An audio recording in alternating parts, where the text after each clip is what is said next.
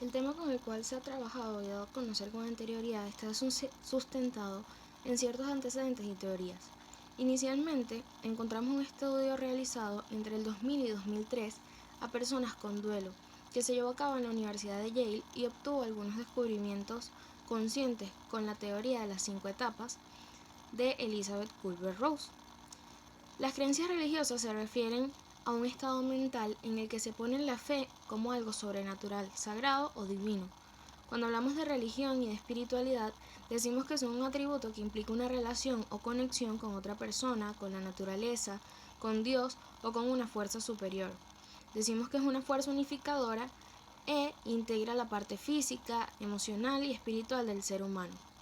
No hay una teoría que hable expresamente de la religión en la vida del ser humano. Sin embargo, uno de los pioneros de la psicología de la religión fue Wilhelm Wundt, que consideraba 4 etapas de la historia de la conciencia. El elemento unificador de ellas es el combate de la persona por afirmarse en el mundo físico. Se trata de las siguientes: el ritual primitivo, el toteísmo, los mitos sobre los héroes y dioses y el humanismo. Por otro lado, Oswald Koppel introdujo otros métodos para estudiar la religión, tales como la entrevista y los cuestionarios de datos autobiográficos. Carlos Julián Palacios Vargas, en su trabajo La espiritualidad como medio de desarrollo humano, habla sobre cómo el mundo contemporáneo es asistido por múltiples manifestaciones que dicen llamarse espiritualidad. En su esencia, el ser humano es espiritual, aunque esta realidad se haya diluido en medio de las prácticas religiosas. Acompañar a una persona hasta el momento de la muerte es una tarea muy hermosa pero muy difícil. También seguir acompañando a su familia, sobre todo a las personas más frágiles o más afectadas después de que un familiar haya muerto. Es una tarea delicada de enorme importancia para la salud mental de esa persona y del propio grupo familiar. Según el modelo descrito por el libro de la doctora Elizabeth Kubler-Ross en 1926 a 2004, comúnmente conocido como las 5 etapas del duelo, postula un proceso por el cual la gente lidia con la tragedia, especialmente cuando es diagnosticada con una enfermedad terminal o una pérdida catastrófica, en 5 etapas distintas: negación, ira, depresión, aceptación y negociación. En el presente trabajo estamos elaborando con una metodología de tipo cualitativa, ya que es un tipo de método de investigación de base lingüística semiótica usada principalmente en ciencias sociales. Se suele considerar técnicas cualitativas todas aquellas distintas a las encuestas y al experimento, es decir, entrevistas abiertas, grupos de discusión, técnicas de observación participante.